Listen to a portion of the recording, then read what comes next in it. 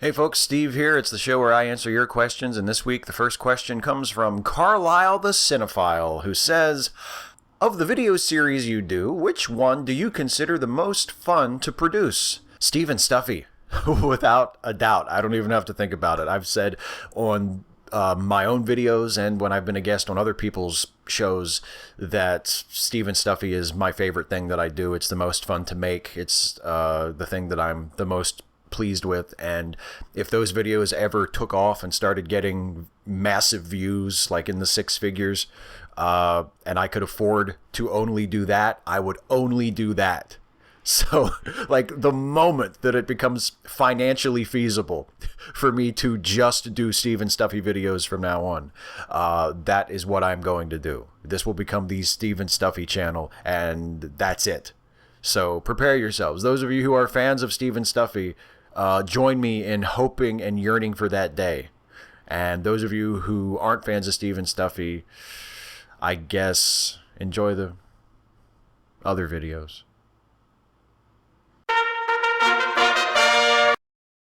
Hey, the next question is from Ahoyerno, who says, when I imagine my daughter in the Brock Turner case, my mind goes to very dark places. I'm almost certain I would take matters in my own hands. The justice system evidently fails utterly when it comes to rape. Even a person who's found guilty isn't punished whatsoever. So clearly, we can't rely on the judicial system for justice anymore in rape cases. Maybe this could be a catalyst to improve stuff, but who are we kidding? Nothing much is going to change in the next decade on this issue. Is there a threshold where vigilante justice becomes moral? I'm really torn over this. What are your thoughts? You know, I'm torn over it too, because on the one hand, I have to maintain this commitment to the law and to civil order, and I have to say, you know, vigilantism should not be tolerated under any circumstance, and even if a verdict is unjust or our treatment of a particular crime is completely inadequate, as I think is clearly the case with rape, that it doesn't justify individual citizens taking the law into their own hands and seeking sort of their own retribution. But at the same time, I completely get where people are coming from. Like, I completely understand, and I find it really hard morally to condemn someone who acts out violently because they have been the victim, or someone they love has been the victim, not only of a crime, but subsequently of a gross injustice and a mistreatment at the hands of the judicial system, which is set up to ensure that justice is done. Because I get where that comes from, and I sympathize with that feeling of, you know, why isn't the system better? Why is the system serving rapists and not serving people who have been raped? Yeah, it's like you, I'm torn. It's a tough issue, and I find it very difficult to completely morally condemn the idea of vigilantism, even when I know that it's not a good idea. Azed, hey Steve, since you're a student of film and television, perhaps you could explain one of the most annoying things I see a lot. It's the friend who seems to never do anything but get the protagonist in trouble, and everyone asks, why do you hang out with them? And the answer is usually, we've been friends since we were kids. It annoys the crap out of me because I'm old and I've known a lot of people, and most people do not continue to put up with friends who are assholes. These types usually have some redeeming moment toward the end of the story, but often the story is centered around the protagonist digging themselves out of a hole that the friend created by being a jerk. It seems like it's just a lazy plot device, and it makes me grit my teeth during movies I might otherwise completely enjoy. Well, you're right, it's a plot device, it's a trope, and things get to become tropes because they work. And that plot device of having a protagonist with a troublesome friend, a no-good friend who's always getting them into trouble, is a reliable, if somewhat formulaic, device to use as an engine to drive a plot. Especially if you're writing a story about characters who are not in an occupation that sort of naturally lends itself to plot and to story. Like, that's why there are so many stories about cops and lawyers and doctors and even teachers, because they have an occupation that sort of creates natural story opportunities. Whereas if you're talking about a character that is not in one of those occupations, sometimes you need to dig a little bit deeper or work a little bit harder to find what's going to drive the plot of the story. And a no good friend who's always getting you in trouble is a good device to do that. And it can also be a good device not just for driving plot, but for allowing you to explore characters. You can explore the notions of friendship and loyalty and brotherhood or sisterhood, and the question of, well, God, why are they friends with this person? All this person ever does is get them in trouble. Why don't they just get rid of them?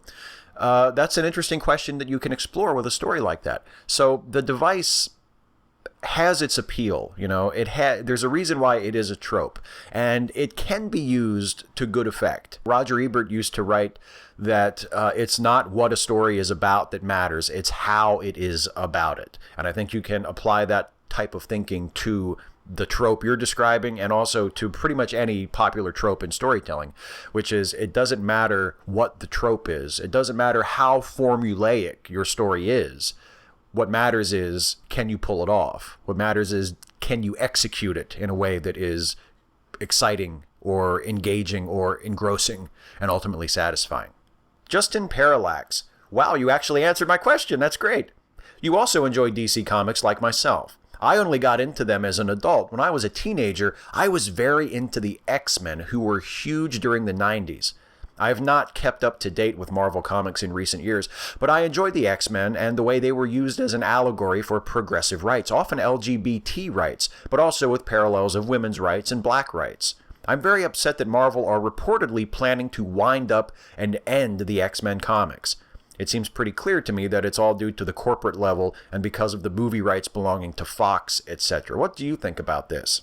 If I were you, I would not write the obituary for the X-Men comics quite yet. There's been a lot of speculation over the last several years, a lot of conspiracy theories about how Marvel is trying to intentionally sabotage the X-Men comics to hurt the value of the property so that Marvel Studios can buy the rights back from Fox, and then they can make their own X-Men movies instead of having Fox make the X-Men movies and make all the money.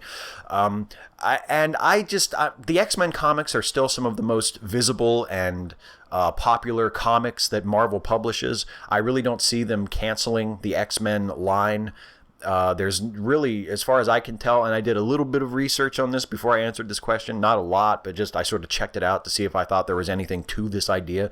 And I don't think that the cancellation of the X-Men comics is imminent. I don't think Marvel is planning that in any way. I think that Marvel would love to get the X-Men rights back from Fox and would love to fold the X-Men into the Avengers universe. And why wouldn't they? And what fan wouldn't love to see that?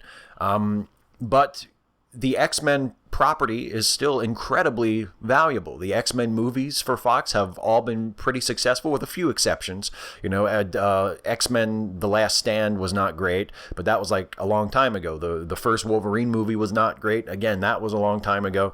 The X-Men movies of late have done very well, both critically and financially, and Deadpool last year was, earlier this year, I should say, Deadpool earlier this year was a massive success.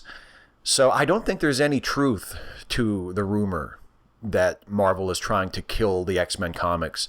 I think it's true they would love to have the movie rights back from Fox, but I don't see them trying to kill the franchise in order to get it back so they can resurrect it. I just don't see any merit to that. So I would not worry about that if I were you. And by the way, everyone, Justin Parallax, who just asked that question, also has a book available on Amazon. It is called Diary of a Gay Teenage Zombie. So go to Amazon, and actually there's a link to the Amazon page for this book in the description of this video. So go check it out. It's available in paperback and in Kindle form. So go check out Justin's book, Diary of a Gay Teenage Zombie. Tattoo of her name. Hey, Steve, here's a tough one. I'm in love with my best friend. This person is someone I've known for about 10 years now. He's terminally ill. He's also gay, so not interested in me, and married to another man. I'm really not sure what the tactful thing to do is. I want to tell him how I feel, and I know him well enough to know he'll be gentle with my poor suffering heart, but I don't want to put pressure on him or cause strife in his marriage or anything else. What would you do? Would you tell your dear friend that you're desperately in love with them before you lose them for good? Or stay quiet and hurt from afar? Oh, God, this is tough. I'm so sorry that you and your friend are going through this. I'm so sorry that your friend is facing a terminal illness, and I'm so sorry that you're facing losing your friend. I don't know what to say to that other than I give you my complete sympathy and condolences. I think you should tell him. I mean, I think you should tell him in maybe if there's a way that the two of you can just talk about it between the two of you, you know, without his husband around, and just sort of make it clear that you don't want anything, you don't expect anything, you're not trying to put pressure on him. You're in a situation where you're facing, you know, not having the chance to say this anymore. And you just want him to know how you feel. I mean, there are reasons to do it and there are reasons to not do it. But if you don't do it, if you don't tell him how you feel, then that is something that might trouble you for a very, very long time. And I think if you two have known each other for a long time and you're close like that and you've been friends for that long, I think there's a way to tell him without making it like you're pressuring him, without making him feel like he needs to do something or that you want something from him or that you're trying to fuck up his marriage or whatever. There's a way to just sort of bare your soul and share your heart with him to make it clear, like, look, I'm just telling you this because I need to tell you this because I felt this way for a long time and I just need you to know. That's what I think you should do. But as I always say, when people ask me for advice, especially with this kind of extremely personal, painful situation, I have no idea what I'm talking about. I am just a dipshit with a YouTube channel. But I think if I were in your place, I would want to tell him. Good luck. Hipster Shining Armor. Steve, since Trump and Clinton both clinched the nomination of their respective parties, my overall opinion of any of the people involved in the election hasn't changed much, except for one thing, and that is that I've really, really begun to despise Jill Stein. Basically, I'm saying her existence in the race is entirely self-serving, and in my opinion, if Stein takes 4% of the vote and Trump ends up winning the presidency by less than that, I think a lot of the blame should go towards Stein and her gullible supporters. I agree with Stein on a lot of political issues, and I respect her for talking about the Dakota pipeline, something that Clinton hasn't really mentioned much, albeit perhaps because she hasn't gotten the chance. But there has to be a better way for her to get her message out without handing the presidency to a raving lunatic, and I can't be the only one who feels like she's doing a disservice to the country by actively running against Clinton, right? Right. I agree with you. I feel exactly the same way. I think Stein, even though I do agree with her on a lot of political issues, and I'm glad you pointed out that she was the only candidate to stand with the protesters at Standing Rock. I think that's important because I think it's disgraceful that neither Clinton nor Trump even mentioned it, let alone went and stood with those protesters. I think she deserves credit for that, but no, yeah, Stein is not only running a third-party campaign in what is going to be probably a very close election. I don't get why it's going to be close, but it's going to be close.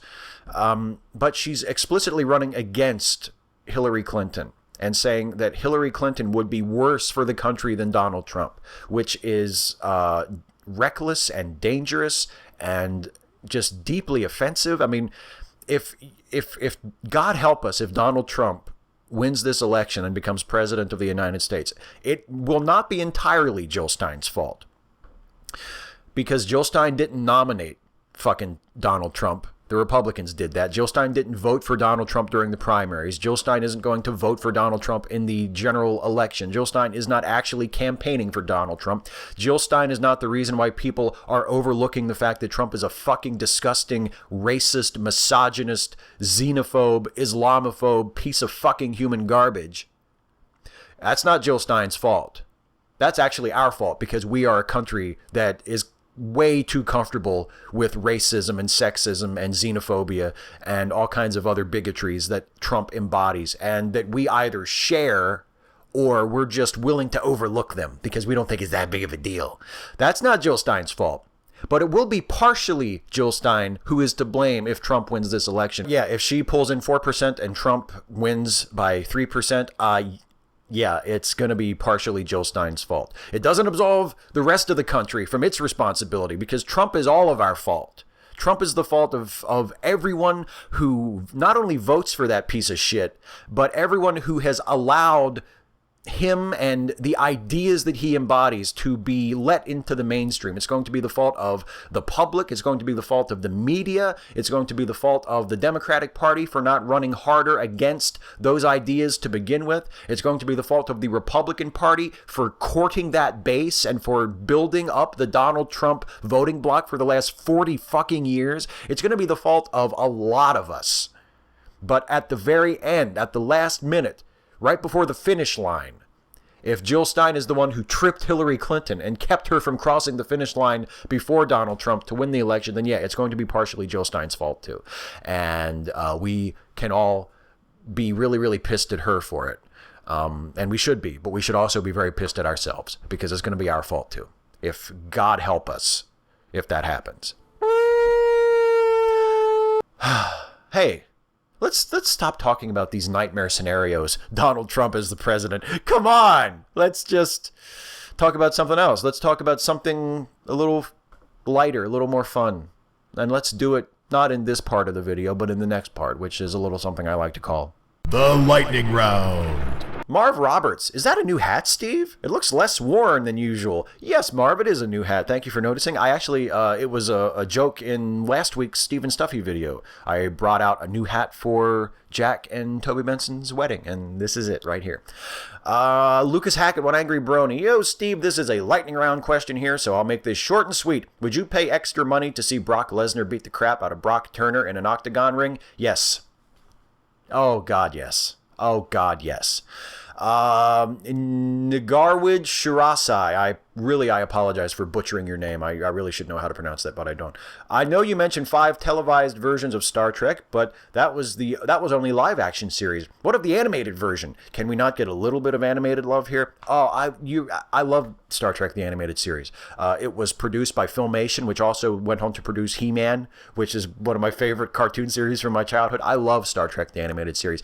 And with the incredibly sad death of Anton Yelchin and the announcement that in the next movie they will just sort of retire the Chekhov character, I would love to see Lieutenant Eric's, the 3-armed alien, taking up that spot at the navigator's station on the bridge of the Enterprise in the next movie. That would just make me so, so happy. I would be the happiest boy in the world if they would incorporate Lieutenant Eric's from the animated series into the Star Trek movie universe. I don't think they're going to do that, but that would be great. Christy Winters. Hi, Steve. Besides the classic Monty Python, are there any British comedy shows or British comedians of which you'd call yourself a fan? The sort that you have on DVD or would buy if it were on sale and you had some extra cash, let's say. Well, of course, I love the original version of The Office, the Ricky Gervais, Stephen Merchant version of The Office. I think that's one of my favorite shows just ever, ever, ever. I love Mitchell and Webb. Mitchell and Webb are just one of my favorite things. I love Peep Show, and I love their sketch show, that Mitchell and Webb look. I think that they're just hilarious. They can make me laugh almost with anything they do. So I would say Mitchell and Webb and The Office would be top of my list. Patrick Dodds. Steve, as we all know, you have a personal embargo of the new DC Universe movies. Will this also be the case for Wonder Woman next year? Would that be an exception? Also, did you see the Wonder Woman trailer? And if you did, what are your thoughts on it? Yes, I am. I will not be going to see Wonder Woman in the theater. My embargo will hold for Wonder Woman. I did see the trailer. The trailer actually looked pretty good, but I'm not going to see it. Because DC has fucked up too many times for me. So, I'm done. I'm out. It's over. It's over for me. With the only exception, as I have said from the beginning, the only exception is possibly Ben Affleck's solo Batman movie. If that one actually makes it and is released, I will go see that. But other than that, no. Wonder Woman, no. Justice League, no. I'm out. Joshua Purvis, hi Steve. My question is that if you were to direct your own Batman movie, what would it be? Who would you use for Joker and Batman? Thanks. I like the Adventures of Superman. I'm a big Batman fan. Well, thanks, Joshua. It would depend. If I were casting like a younger Batman, then I think I would go Armie Hammer for Batman, and Nicholas Hoult for Joker would be interesting. And if I were going for a more mature, seasoned, older Batman, I would love to see John Hamm as Batman. I think John Hamm would make an awesome Batman or an awesome Superman. But let's just say John Hamm as Batman and Hugo Weaving as the Joker. Wouldn't that be awesome? W. Mark Locklear, blah, blah, blah. Boy, I fucked that name up. W. Mark Locker. I'm going to say that. Halloween costume idea. Could you dress up as Loxana Troy? No! No. PVT Hitch. Hi, Steve. You recently ranked Will Riker and Benjamin Sisko among your favorite Star Trek characters, which calls the question, beards or no beards? Also, did you ever watch Spencer for Hire? If so, Sisko versus Hawk. Who wins in a fight? And who wins in the coolness contest? Well, weren't Sisko like from season 4 forward? And Hawk basically the same character. they had the same look. They basically told Avery Brooks at the start of season 4 of Deep Space Nine, just do Hawk. Just shave your head and grow the beard and just do Hawk. And he was like, yeah, okay. So I don't know. They're kind of tied for me. But yeah, the beard, man. Beard. Actually, a lot of people point to Riker growing the beard as the beginning of TNG transitioning into to starting to become a great show. Obviously, he grew the beard in season 2. In season 2, the show was still sort of finding its voice, and season 2 was not as good as season 3 would be or season 4. But Riker growing the beard was sort of the indication of, oh, it's starting to get good now. So definitely the beard. And same thing for Sisko. I think Sisko with a beard is a much better look than Sisko without a beard. The Wunderbar Bar, if you had the choice to be any one of the founding members of the Justice League, who would you be? Superman. I say this as I'm wearing a Batman shirt. Can you see that? There you go. I'm wearing a Batman shirt, but if I had to pick which Justice League member to be, I would be Superman. Terry James, favorite dinosaur? Oh, Stegosaurus. No, Triceratops. Danae Dennison, how much time do you suppose you spend blocking and contending with trolls? Do you think reporting has any positive effect? I actually don't spend that much time. If somebody makes a shitty video about me and I'm being inundated with trolls and I'm just being dogpiled, then sometimes it can take up more of my time than otherwise. But most of the time, it doesn't take up a lot of my time. Twitter and YouTube have gotten better, although it's still not where it needs to be, but they've gotten better at providing us with tools to screen out harassment and sort of block the trolls. So it doesn't take that much time. But it depends. It depends on what the current status is. And does reporting have any positive effect? Yeah, absolutely. I don't know if it has that positive of an effect on YouTube. I've reported people for harassing people, including myself, on YouTube, and I rarely see anything done. But on Twitter, yeah, it can make a difference. If someone is harassing you on Twitter and you report them, especially if they're, impersonating you or sharing embarrassing pictures of you or that sort of thing, that I've found reporting to be relatively effective for that. For other things, not so much. There are some things that you report and Twitter is just fucking worthless. They do absolutely nothing about it. But for certain things, for certain offenses, I have found that Twitter is pretty good at taking care of things if you report people. So yes, reporting does make a difference. Mike K, what do you know about South Korean culture? No research allowed. Thanks. Damn it, Mike. No research allowed. I know about bibimbap. Is that how you pronounce it? Bibimbap. I know about that. I know that the Olympics were in Seoul in 1988.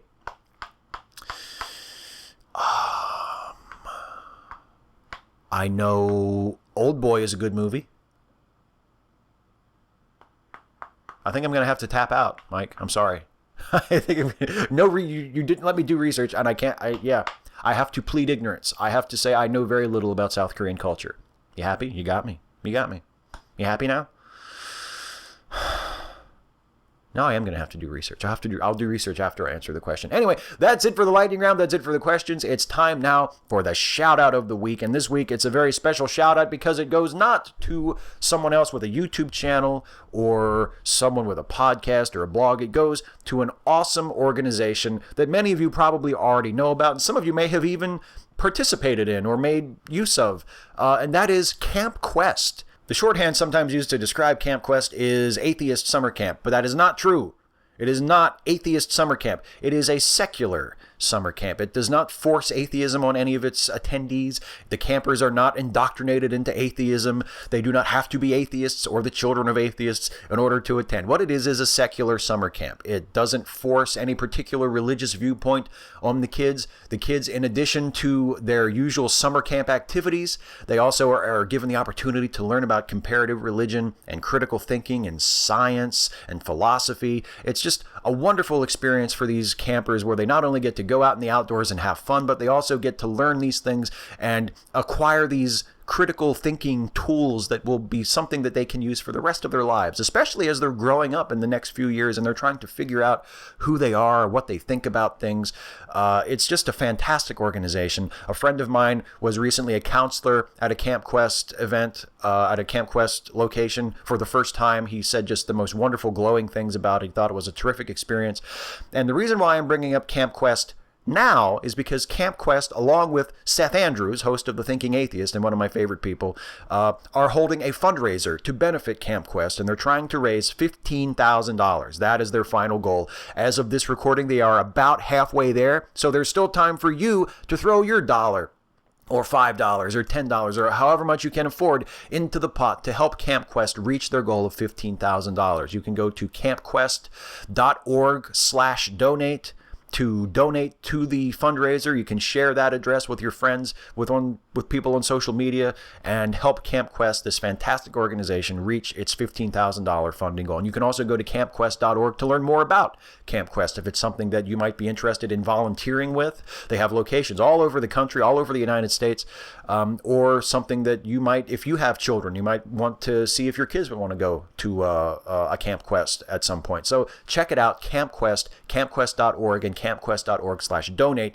to donate to the fundraiser. I also want to remind you, as I do at this time every week, that you should be listening to the Lemme Listen podcasts. This is a family of podcasts created by my very good friend Jason Harding, aka Jason with a D, the puppet master of Opinionville. The Lemme Listen family of podcasts includes Lemme Finish, hosted by Jason and Finite Atticus, American Monsters and How to Destroy Them, the hilarious improv comedy podcast, Cinema Shack, hosted by Mike and Alex, Cinetific, hosted by Professor Jason and Professor Aaron, and my personal favorite, Late Seating, which is co-hosted by Jason and me, where we take a look at classic films, we give them a fresh look, a fresh review, we make fun of them, we summarize them, we decide for ourselves whether we think the movie deserves its reputation, whether that reputation is as a classic film or an all-time terrible bomb. And our most recent episode is about The Wizard of Oz. You can listen to that episode. Our next episode, which we're recording this weekend and are going to be releasing next weekend, is going to be about the classic baseball film Bull Durham. So if you want to do your homework for the next episode of Late Seating, you can go watch Bull Durham and then wait for our new episode to come out next week. But you can listen to all of the episodes of Late Seating, all of the episodes of all of the Lemme Listen family of podcasts by going to lemmelistenpodcasts.com. Please, please, please listen to these podcasts. We work so hard on them. I don't really work that hard on it, but Jason works really hard. And you should listen to the podcast because they're all awesome. They're all excellent. So anyway, that's it for me, everybody. I want to remind you, as always, to please leave a comment on this video asking me your question for next time. You can ask me anything about anything. Nothing is too serious. Nothing is too silly. I will answer as many of your questions as I possibly can in the next video. So until then, take care, everybody. Hey folks, one more thing before I go. As always, I hope you enjoyed this video. If you did, please like, share, and subscribe. And also, please consider helping me to make more videos like this one by supporting this channel through Patreon. You can go to patreon.com/Steve Shives to become a patron. Thanks for watching, and I'll see you next time.